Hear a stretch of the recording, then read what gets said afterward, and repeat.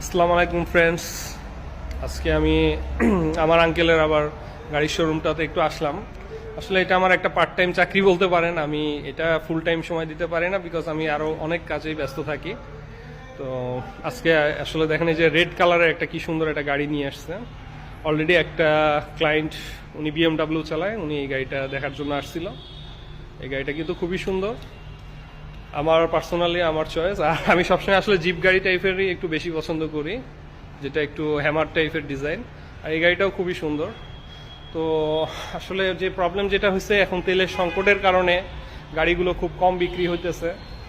হ্যাঁ, কারণ পুরাতন গাড়ি তো মানুষ চালাতে পারতেছে না, নতুন গাড়ি কিভাবে কিনে চালাবে। তো এই বিষয়গুলো আপনারা সবাই দোয়া করবেন যেন এই যুদ্ধ থেমে যায়, সবাই আমরা শান্তির পথ খুঁজে পাই। আর সমাজের যারা অভিজাত শ্রেণী আছে, যারা ভদ্রলোক আছেন, সম্ভ্রান্ত ফ্যামিলি, তারাই কিন্তু আসলে এই ধরনের গাড়িগুলো অ্যাফোর্ড করেন।